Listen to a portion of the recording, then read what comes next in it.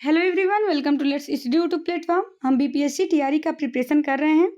इस क्लास में हम क्या एनसीईआरटी का जो भी है चैप्टर वाइज पूरे साइंस को हम कंप्लीट कर रहे हैं, जिसमें हमारा 6 to 8 का पूरा कंप्लीट हो गया है। क्लास 10th का साइंस पूरा कंप्लीट हो गया है। क्लास 9th का हमने केवल क्वेश्चन सॉल्व किया था, लेकिन तो फिर हमने सोचा कि इसको हम पूरा कंप्लीट करवा देते हैं।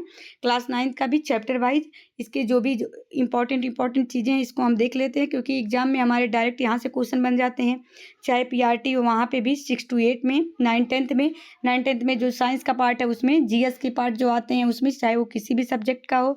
बाकी हमारा 6 to 8 जो साइंस वर्क के लोगों के लिए साइंस पूछता है उसके लिए भी इम्पोर्टेंट है। तो इसको जैसे हमने 6 to 8 का पूरा एक एक चैप्टर का पूरा कंप्लीट किया है, वैसे फिर हमने 10th का पूरा कंप्लीट कर लिया। बीच में हमारा 9th का छूट रहा था, तो हमने सोचा इसको भी हम कंप्लीट कर लेते हैं पूरा। तो चलिए फिर हम स्टार्ट करते हैं। कक्षा 9 के लिए जो हमारा पाठ्य पुस्तक है इसको हम देखते हैं, इसमें हमारे कौन कौन से चैप्टर हैं। पहले यहाँ पे देखिए जो हमारे चैप्टर के नाम दिए गए हैं। पहला हमारे आसपास के पदार्थ। क्या हमारे आसपास के पदार्थ शुद्ध है? इससे जो क्वेश्चन थे इंपॉर्टेंट, हम क्वेश्चन बस सॉल्व किए थे। तो अभी हम इसको चैप्टर वाइज कंप्लीट भी कर लेते हैं। अध्याय 3 है परमाणु एवं अणु। अध्याय 4 है परमाणु की संरचना। इसके बाद आगे देखते हैं। अध्याय हमारा क्या है? 5 है जीवन की मौलिक इकाई। अध्याय 6 है ऊतक। अध्याय 7 है गति। अध्याय 8 है बल तथा गति के नियम। अध्याय 9 है गुरुत्वाकर्षण। अध्याय 10 है कार्य तथा ऊर्जा। अध्याय 11 है ध्वनि। अध्याय 12 है खाद्य संसाधनों में सुधार। तो इसको हम टॉपिक वाइज कंप्लीट कर लेंगे। ये हमारा 2-3 लेक्चर में पूरा अच्छे से कंप्लीट हो जाएगा। तो चलिए हम स्टार्ट करते हैं। हमारा पहला चैप्टर हमारे आसपास के पदार्थ। हमारे पहले चैप्टर का नाम है हमारे आसपास के पदार्थ। हम इसको स्टार्ट करते हैं। यहाँ से देखिए दिया गया है, संसार की सभी वस्तुएं जिस सामग्री से बनी है वैज्ञानिक उसे पदार्थ कहते हैं। इस टॉपिक को हम समझते हैं क्या है कि कोई भी संसार की वस्तु क्या होता है, किसी ना किसी सामग्री से बना होता है, तो उसे क्या कहा जाता है? पदार्थ कहलाता है। वे वस्तुएं जिनका द्रव्यमान होता है और जो स्थान घेरता है क्या कहलाता है? पदार्थ कहलाता है। तो पदार्थ की परिभाषा याद कर लीजिए। वे वस्तुएं जिनका द्रव्यमान होता है कुछ ना कुछ और जो स्थान घेरती हैं वे पदार्थ कहलाती हैं। प्राचीन भारत के दार्शनिकों ने क्या कहा? पदार्थ को पंचतत्व से बताया कि पदार्थ जो होती हैं पंचतत्व से मिलकर बनी होती हैं। वायु, पृथ्वी, अग्नि, जल और आकाश से बना बताया, और पदार्थ को इन्हीं पंचतत्व में वर्गीकृत किया गया है। अब आगे हम देखते हैं, सभी पदार्थ कणों से मिलकर बने होते हैं। तो ये याद रखे रहिएगा, सभी पदार्थ क्या होते हैं? कणों से मिलकर बने होते हैं। पदार्थ के कण अत्यंत सूक्ष्म होते हैं। पदार्थ के कणों के बीच रिक्त स्थान पाया जाता है। पदार्थ के कण निरंतर गतिशील होते हैं। पदार्थ के कण एक दूसरे को क्या करते हैं? आकर्षित करते हैं। इसको हम समझते हैं। मान लीजिए कोई पदार्थ है, तो इसमें क्या होता है? पदार्थ के कण क्या करते हैं? एक दूसरे को आकर्षित करते हैं। इनके बीच रिक्त स्थान पाया जाता है। ये क्या होते हैं? निरंतर गतिशील होते हैं। पदार्थ के कणों में गतिज ऊर्जा कब होगी? अगर हम इसका क्या कर दें, कोई पदार्थ है, अगर हम उसका तापमान बढ़ा दें तो क्या होगा? तापमान बढ़ाने से पदार्थ के कणों में जो गतिज ऊर्जा होती है वो बढ़ जाती है। तो एग्जाम में ये भी पूछा हुआ क्वेश्चन है कि क्या अगर हम किसी भी पदार्थ का तापमान बढ़ा दें तो उसका क्या बढ़ जाएगा? तो उसकी गतिज ऊर्जा बढ़ जाएगी। पदार्थ के कण अपने आप ही एक दूसरे के साथ अंतर मिश्रित हो जाते हैं। ऐसा कणों के रिक्त स्थान में समावेश के कारण होता है। देखिए कोई भी पदार्थ होता है उसमें क्या होता है? थोड़े थोड़े रिक्त स्थान पाए जाते हैं। इसी कारण क्या होता है? पदार्थ के कण आप अपने आप ही एक दूसरे में सम्मिश्रित हो जाते हैं। आगे हम देखते हैं, दो विभिन्न पदार्थों के कणों का स्वतः मिलना विसरण कहलाता है। ये इंपॉर्टेंट है, याद रखिए रहिएगा। कोई भी दो विभिन्न पदार्थ हैं, अगर वह स्वतः मिल जाएंगे तो वो विसरण कहलाता है। पदार्थ के कणों के बीच एक बल कार्य करता है। यह बल कणों को एक साथ रखता है। इसे अंतरण अणुक बल भी कहा जाता है। देखिए मान लीजिए ये कोई है ठोस, ये कोई है द्रव, ये कोई है गैस। इसमें हम देखते हैं जो अणु पाए जाते हैं कैसे पाए जाते हैं। एक मिनट देखिए, ये मान लीजिए ठोस है तो इसके जो अणु पाए जाएंगे ये पाए जाएंगे पास पास। ठीक है, ये देखिए, ठीक है, ये हो गया। अब मान लीजिए कोई चीज क्या है? द्रव है, तो द्रव में क्या होगा? एक यहाँ पाया जाएगा, एक यहाँ पाया जाएगा। तो इसके क्या होते हैं? दूर दूर होते हैं। गैस में जो अणु पाए जाते हैं वो एक यहाँ पाया जाएगा, तो एक यहाँ पाया जाएगा, एक यहाँ, एक यहाँ। ठीक है, अब समझ में आ गया। ये क्या है? ठोस। ये वाला ठोस है, ये क्या है? द्रव है, ये गैस है। तो ये बताया कि पदार्थ के कणों के बीच एक बल कार्य करता है। इसी बल को अंतरण अणुक आकर्षण बल कहा जाता है। पहले देखिए यहाँ पे दिया है पदार्थ की 3 अवस्थाएं होती हैं, ठोस, द्रव, गैस। ठीक है, अभी तो प्लाज्मा, बोस, आइंस्टीन ये सब खोजा गया है, तो उसके बारे में बाद में पढ़ेंगे। पहले हमको ये देख रहे हैं ठोस, द्रव, गैस। ठोस को हम पढ़ते हैं तो ठोस क्या होता है? जिसका कुछ आकार होता है तथा इसका एक आयतन भी होता है, आकार भी इसका निश्चित होता है। ठीक है, हम द्रव को देखते हैं, द्रव का क्या होता है, आकार तो निश्चित होता है, आकार इसका अनिश्चित होता है। हम द्रव को जिस बर्तन में रखते हैं उसी का आकार वो ग्रहण कर लेता है, परंतु इसका आयतन निश्चित होता है। गैस का ना तो आकार निश्चित होता है, ना तो ही इसका आयतन निश्चित होता है, ठीक है। अब इसको हम समझते हैं, देखिए जो ठोस होते हैं इनके जड़ अणु जो होते हैं ये एकदम पास-पास होते हैं, ठीक है, तथा इनके बीच अंतरण अणु आकर्षण बल भी पाया जाता है, तथा इनके देखिए अणुओं के बीच इसी वजह से रिक्त स्थान कम पाया जाता है, क्योंकि देखिए अगर किसी के बीच आकर्षण बल ज़्यादा है तो वो दोनों आपस, मान लीजिए ये 2 अणु है, इनके बीच आकर्षण बल ज़्यादा है तो ये दोनों आपस में एक साथ जुड़े रहेंगे। तो यही होता है ठोस में। ठोस के अणु आपस में एक साथ जुड़े हुए होते हैं, इनके बीच रिक्त स्थान कम पाया जाता है, तथा ये क्या होते हैं, एक दूसरे को आकर्षित करते रहते हैं। अब हम देखते हैं द्रव में, ठोस की अपेक्षा द्रव में आकर्षण बल जो होता है थोड़ा कम पाया जाता है, तथा इनके अणु क्या होते हैं, ठोस की अपेक्षा थोड़ा दूर-दूर होते हैं। इस वजह से इनके बीच रिक्त स्थान थोड़ा ज़्यादा पाया जाता है। गैस में हम देखते हैं तो इनके बीच अंतरण अणु का आकर्षण बल जो होता है एकदम कम पाया जाता है, तथा इनके अणु एकदम दूर-दूर होते हैं। अर्थात इसका अर्थ क्या हुआ, इनके बीच अंतरण अणु का आकर्षण बल भी कम होता है, तथा इनके बीच रिक्त स्थान की दूरी भी ज़्यादा होती है। अगर आकर्षण बल कम होगा तो दूरी क्या होगी, इनके अणुओं के बीच दूरी ज़्यादा होगी। तो देखिए ये है हमारा गैस, ये है द्रव, ये है ठोस। यहाँ से समझ में आ गया। आगे हम समझते हैं कि क्या है, यहाँ से देखते हैं। पदार्थ की ये अवस्थाएं उन्हीं कणों की विभिन्न अवस्थाओं के कारण होता है, ठीक है।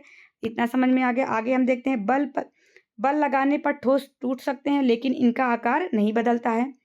आगे देखते हैं, द्रव का कोई अपना आकार नहीं होता है, जिस बर्तन में रखा जाता है उसी का आकार ले लेता है, परंतु द्रव का आयतन होता है, ये तो अभी हमने समझा है।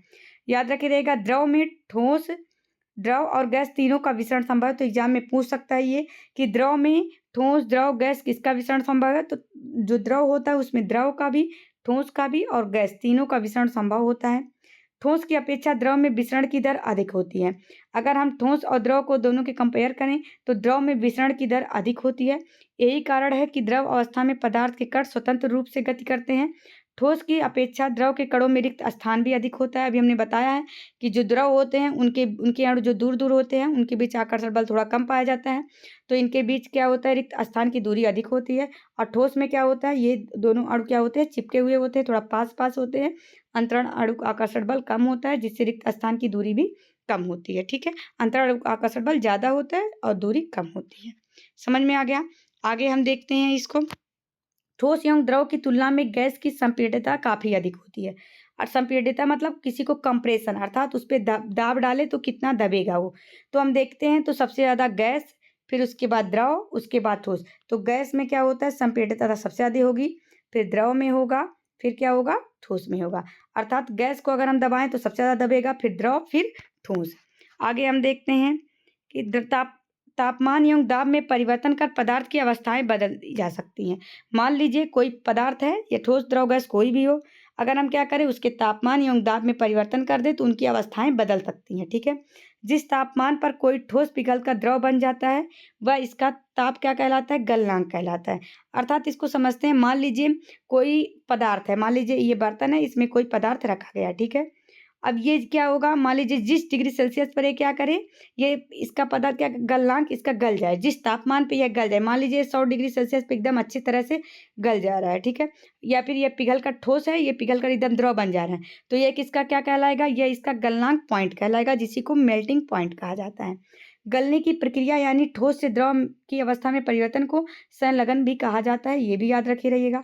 गलने की प्रक्रिया के दौरान गलनांक पर पहुंचने के बाद जब तक कोई पदार्थ पूरी तरह नहीं गल जाता है तापमान नहीं बदलता है, चाहे उसमें और भी ऊष्मा दे दी जाए। पदार्थ के कणों के आकर्षण बल को बदलने के लिए ताकि अवस्था में परिवर्तन हो सके, तापमान में बिना कोई वृद्धि दर्शाए उस अतिरिक्त ऊष्मा को अवशोषित कर लेता है। यह उस पदार्थ में छुपी उसकी गुप्त ऊष्मा कहलाता है। इसको हम समझते हैं। मान लीजिए ये कोई बर्तन है, ठीक है। इस बर्तन में मान लीजिए ये पदार्थ रखा गया, कोई ठोस वस्तु है, इसको हम नीचे से ऊष्मा प्रदान कर रहे हैं, ठीक है। अब इसका क्या होगा, जब तक ये पूरा इसमें पदार्थ जो रखा है ये पूरी तरह से क्या द्रव अवस्था में नहीं परिवर्तित हो जाएगा। मान लीजिए ये अगर 100 डिग्री सेल्सियस पे पूरा इस गल जा रहा है, 100, 120, मतलब कोई भी इसका गलनांक पॉइंट है जिस पे ये पूरी तरह से गल जा रहा है, तो ये जब तक ये पूरा पदार्थ नहीं गल जाएगा तब तक इसके तापमान में कोई वृद्धि नहीं होगी, अर्थात वह 120 डिग्री सेल्सियस बना रहेगा जब तक ये पूरा पदार्थ गल नहीं जाएगा। जब ये क्या होगा, पूरी तरह से द्रव में परिवर्तित हो जाएगा, तब ये उसके बाद इसका वो बढ़ेगा। जब तक नहीं होगा तब तक जो हम इसको जितनी भी ऊष्मा, मान लीजिए ऊष्मा बढ़ा भी दें तो यह ऊष्मा क्या करेगा, उसकी अवस्था को बदलने में ये यूज होगा, ठीक है, ताकि अवस्था में परिवर्तन हो सके। तापमान में कोई वृद्धि नहीं दर्शाएगा। ये जो होता है कि इसी को अतिरिक्त ऊष्मा को अवशोषित कर लेता है। जितना भी अतिरिक्त ऊष्मा दिया जाएगा ये उसको अवशोषित कर लेगा। यह ऊष्मा पदार्थ में छुपी रही गुप्त ऊष्मा कहलाती है, ठीक है। तो यही जो होता है इसी को क्या कहा जाता है, गुप्त ऊष्मा कहलाता है। अब देखते हैं संलयन की प्रसुप्त ऊष्मा। वायुमंडलीय दाब पर 1 किलोग्राम ठोस को उसके गलनांक पर द्रव में बदलने के लिए जितनी ऊष्मीय ऊर्जा की आवश्यकता उसे संलयन की प्रसुप्त ऊष्मा कहा जाता है। याद रखिएगा, वायुमंडलीय दाब पर 1 किलोग्राम कोई मान लीजिए ठोस है, उसे गलनांक पर द्रव में बदलने के लिए, ठीक है, उसका जो भी गलनांक है उसी पर उसको द्रव में बदलने के लिए जितनी ऊष्मीय ऊर्जा की आवश्यकता होती है उसे संलयन की प्रसुप्त ऊष्मा कहा जाता है। ये याद रखी रहिएगा। आगे हम देख लेते हैं, वायुमंडलीय दाब पर वह तापमान जिस पर द्रव उबलने लगता है उस ताप को उस पदार्थ का क्वथनांक कहा जाता है। क्या समझ में आया यहाँ से, वायुमंडलीय दाब पर तापमान पर क्या है, वायुमंडलीय दाब रहे तथा वह तापमान जिस पर द्रव क्या करे, उबलने लगे, उसी ताप को क्या कहा जाता है, पदार्थ का क्वथनांक कहा जाता है।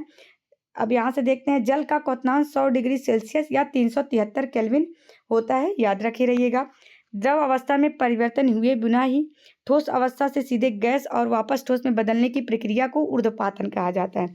क्या होता है, द्रव अवस्था में नहीं परिवर्तित होता है। मान लीजिए कोई ठोस वस्तु यहाँ पे रखे, ये ठोस से डायरेक्ट अगर ये गैस में परिवर्तित हो जाता है तो ये ऊर्ध्वपातन कहलाता है।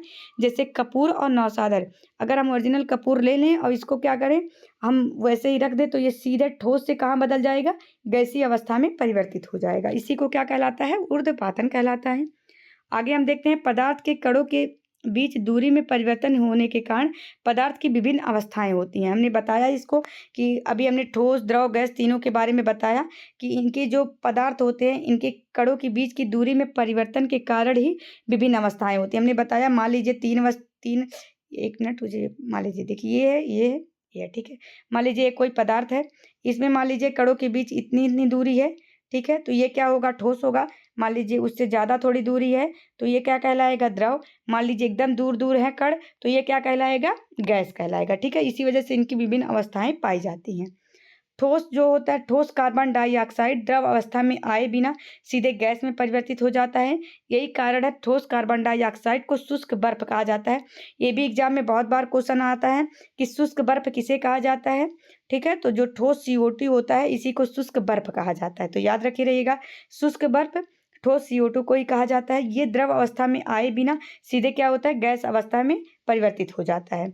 दाब के बढ़ने और तापमान के घटने से गैस द्रव में बदल जाते हैं। याद रखिए रहेगा, यदि हम क्या करें, तापमान को बढ़ा दें, दाब को बढ़ा दें और तापमान को घटा दें, ठीक है, तो क्या हो जाएगा, गैस जो होगा वो द्रव में परिवर्तित हो सकता है।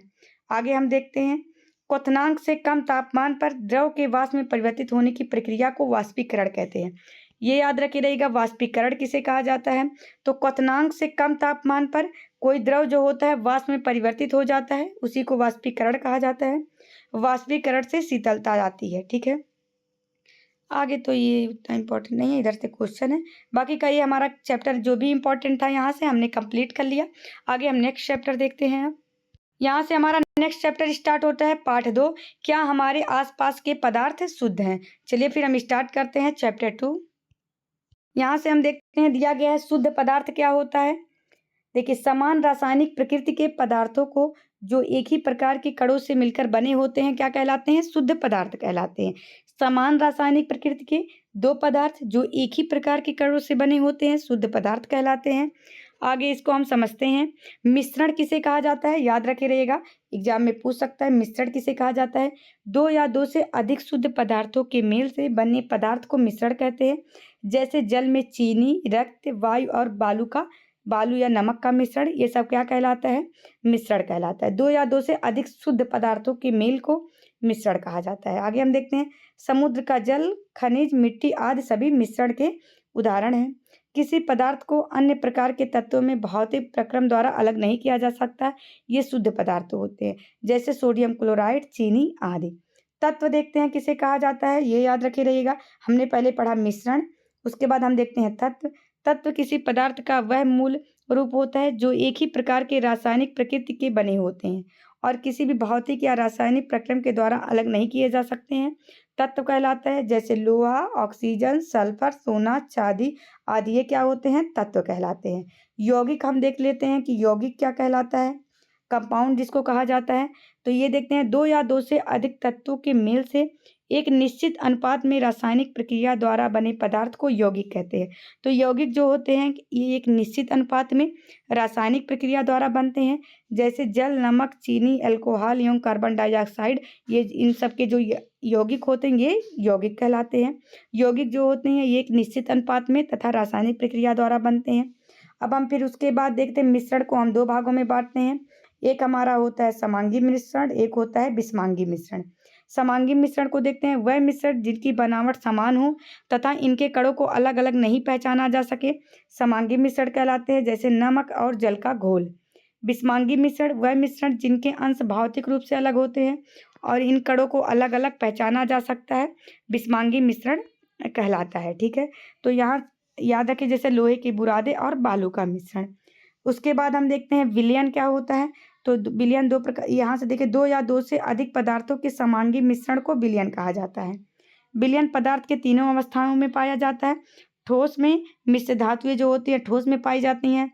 द्रव, नींबू और पानी जो होता है ये द्रव में पाया जाता है। जो गैस होती हैं ये वायु अवस्था में, मतलब जो वायु होता है ये गैसीय अवस्था में पाया जाता है। नींबू पानी द्रव अवस्था में पाया जाता है। मिश्र धातुएं ठोस अवस्था में पाई जाती हैं। यही क्या होते हैं, विलयन कहलाता है। विलयन के कण समान रूप से वितरित होते हैं, अर्थात इनके कणों को अलग अलग पहचाना नहीं जा सकता है। जैसे नींबू, चीनी, पानी में एक ही स्वाद होता है। अगर हम नींबू, चीनी, पानी को पूरा मिला दें तो इसमें हम क्या इनको अलग अलग नहीं पहचान सकते, क्योंकि विलयन के कण समान रूप से वितरित हो जाते हैं। ठीक है, तो यहाँ से हमने क्या पढ़ा, तत्व देखा। यौगिक क्या होता है, ये एक निश्चित अनुपात में मिलते हैं तथा रासायनिक प्रक्रिया द्वारा बनते हैं। फिर हमने मिश्रण को देखा, मिश्रण को हमने दो भागों में बांटा और उसके बाद देखा एक समांगी मिश्रण, एक विषमांगी मिश्रण। फिर हमने देखा विलयन क्या होता है। विलयन को हमने देखा कि विलयन की तीन अवस्थाएं होती हैं और दो या दो से अधिक पदार्थों के समांगी मिश्रण को मिला दें तो वो क्या कहलाता है, विलयन कहलाता है। ठीक है, यहाँ से फिर देख लेते हैं, थोड़ा सा हम समांगी और विषमांगी मिश्रण के बारे में समझ लेते हैं। समांगी मिश्रण क्या होते हैं, इनके संघटकों की बनावट समान होती है, यानी कि संघटकों की बनावट क्या होती है, भौतिक रूप से भिन्न होती हैं। इसमें विभिन्न अवयवों के बीच स्पष्ट पृथक्करण सीमाएं नहीं होती हैं।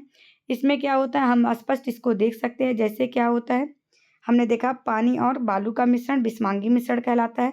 चीनी और पानी का मिश्रण समांगी मिश्रण कहलाता है। देखिए यहाँ पे ये दिया गया है, देखिए सोडियम क्लोराइड और लोहे की छीलन का मिश्रण विषमांगी मिश्रण कहलाता है। यहाँ से हम देखते हैं कोलाइडी विलयन। कोलाइडी क्या होता है, यह भी एक विषमांगी मिश्रण होता है। इसके कणों में समांगिकता नहीं पाया जाता है। इसका आकार छोटा होने के कारण इन्हें आंखों से नहीं देखा जा सकता। ये प्रकाश के मार्ग को दृश्य बनाते हैं और टिंडल प्रभाव दिखाते हैं। तो कोलाइडी विलयन क्या करता है, यह एक टिंडल प्रभाव दिखाता है। छानने की विधि से इसके कणों को पृथक नहीं किया जा सकता है। ठीक है, यहाँ से हम विलयन के बारे में और देखते हैं। किसी विलयन को दो भागों में बांटा जाता है। देखिए हमारे एनसीईआरटी में दिया गया है कि किसी विलयन को दो भागों में बांटा जाता है, विलायक और विलेय में बांटा जाता है। विलयन का वह घटक जिसकी मात्रा दूसरे से अधिक होती है, जो दूसरे घटक को विलयन में मिलाता है वह क्या कहलाता है, विलायक कहलाता है। विलयन का वह घटक जो प्राय कम मात्रा में होता है और जो विलायक में घुलता है उसे विलेय कहा जाता है। याद रखे रहिएगा, जो घुलता है उसे विलेय कहलाता है और जिसमें घुला जाता है वह विलायक कहलाता है। तो विलायक जो होता है वह अधिक मात्रा में पाया जाता है और जो विलेय होता है वह कम मात्रा में पाया जाता है। यहाँ से समझते हैं, देखिए चीनी और जल का विलयन एक तरल घोल होता है में ठोस का उदाहरण है। इसमें चीनी क्या है, विलीय है और जल क्या है, विलायक है। ठीक है, तो एग्जाम में ऐसे पूछ सकता है।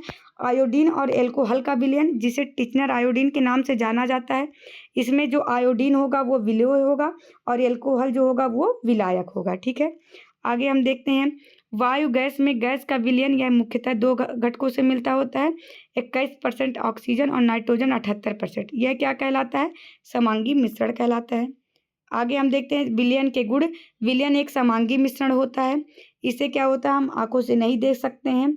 अपने छोटे आकार के कारण विलयन के कण गुजर रही प्रकाश की किरणों को फैलाते नहीं हैं तथा विलयन में प्रकाश का मार्ग दिखाई नहीं देता। ये सब हम विलयन के बारे में पढ़ चुके हैं। आगे हम देखते हैं, यहाँ से देखिए इंपॉर्टेंट है, द्रव्यमान या विलयन के द्रव्यमान का प्रतिशत अगर मान लीजिए एग्जाम में दे दे निकालने के लिए, तो विलेय पदार्थ का द्रव्यमान बटे विलयन का द्रव्यमान। याद रखिएगा, जो विलेय पदार्थ होगा उसका द्रव्यमान बटे विलयन का द्रव्यमान गुणे 100 कर दे तो ये विलयन का द्रव्यमान प्रतिशत निकल जाएगा। द्रव्यमान विलयन के आयतन का प्रतिशत अगर हम देखें तो विलेय पदार्थ का द्रव्यमान बटे विलयन का आयतन कर दें तो ये क्या मिल जाएगा, तो विलयन का आयतन मिल जाएगा। और क्या पूछता है, विलयन के आयतन का प्रतिशत अगर पूछे तो विलेय का आयतन बटे विलयन का आयतन, ठीक है, गुणे 100 कर दे। मान लीजिए देखिए यहाँ पे एक क्वेश्चन दिया गया है, एक विलयन को 320 ग्राम विलायक के 40 ग्राम साधारण नमक विलेय है तो विलयन की सांद्रता का परिकलन करें।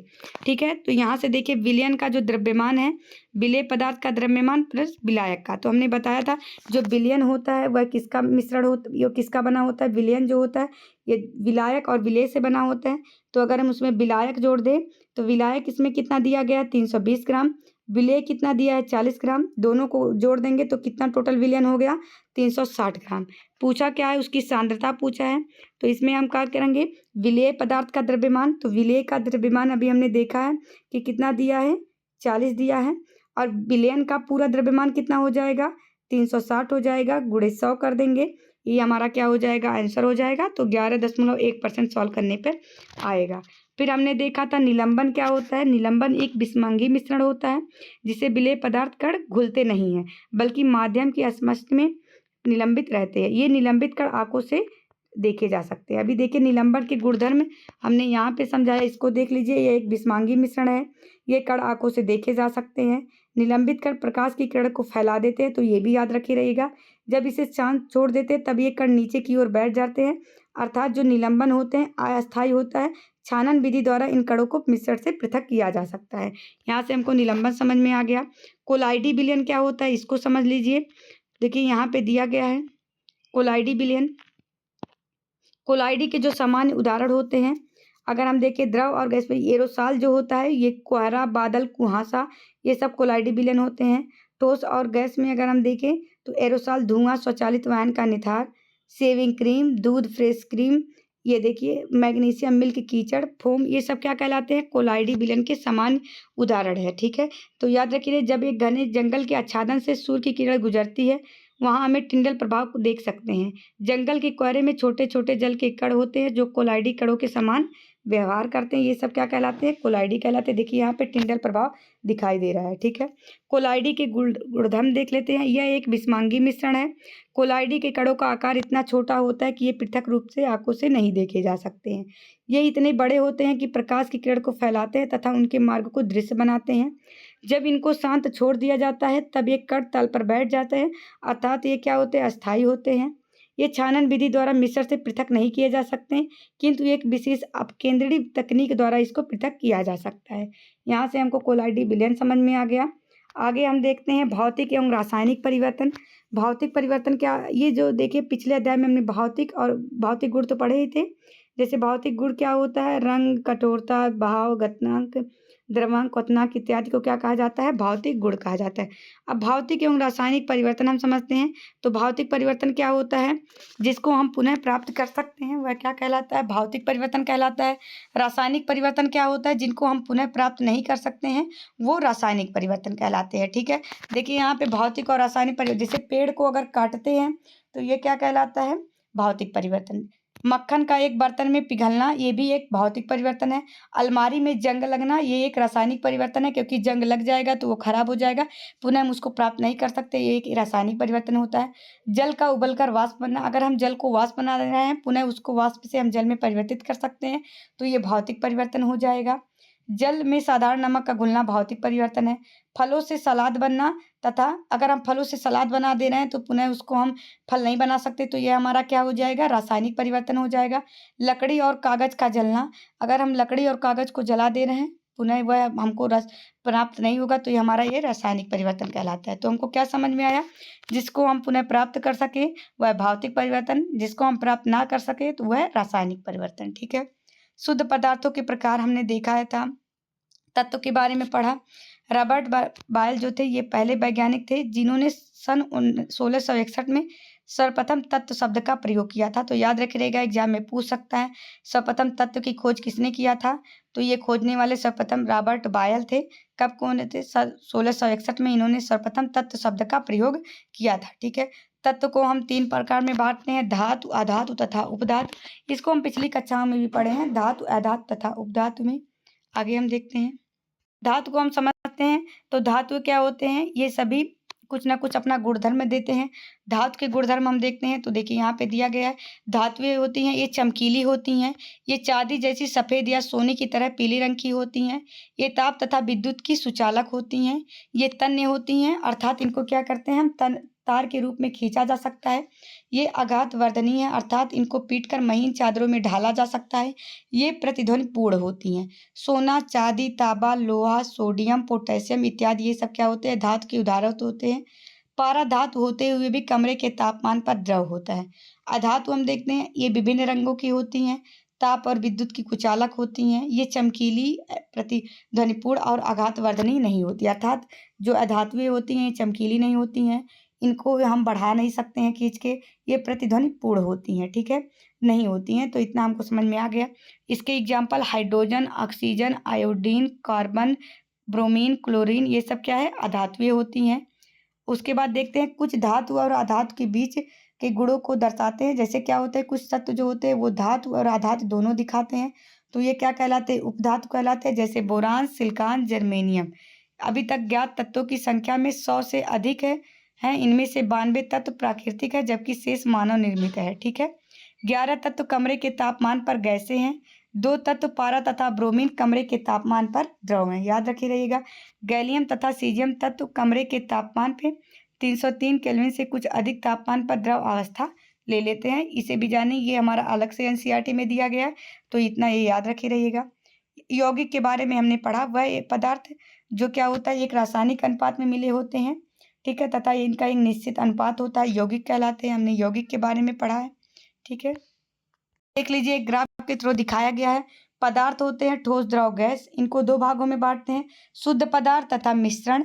जो शुद्ध पदार्थ होते हैं वो 2 प्रकार के होते हैं, तत्व तथा यौगिक। तत्व जो होते हैं सरल पदार्थों में विभक्त नहीं किए जा सकते हैं, जैसे कार्बन, ऑक्सीजन, लोहा, हाइड्रोजन, पारा आदि।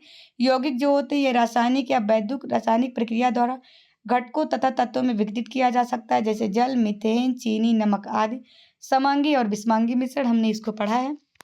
आगे हम देख लेते हैं आपने क्या सीखा। हमने यहाँ से पूरा कंप्लीट कर लिया।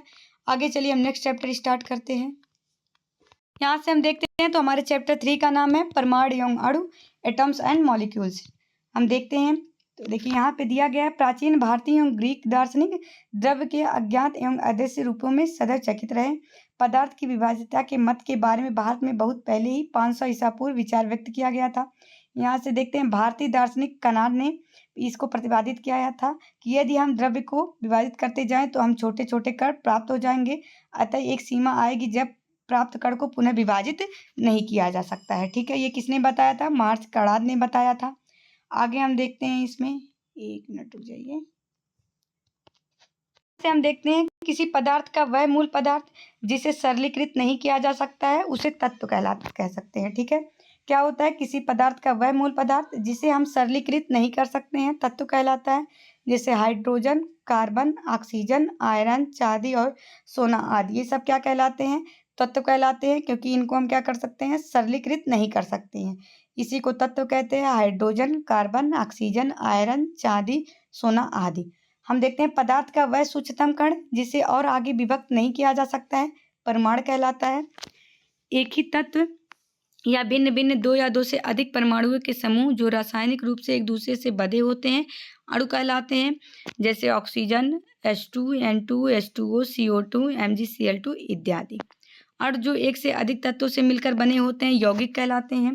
तो याद रखे रहिएगा, अणु जो एक दूसरे से अधिक तत्वों से मिलकर बने होते हैं, यौगिक कहलाते हैं। जैसे H2O, CO2, NH3, Br2Cl2 इत्यादि। किसी तत्व के सबसे छोटे कण परमाणु होते हैं।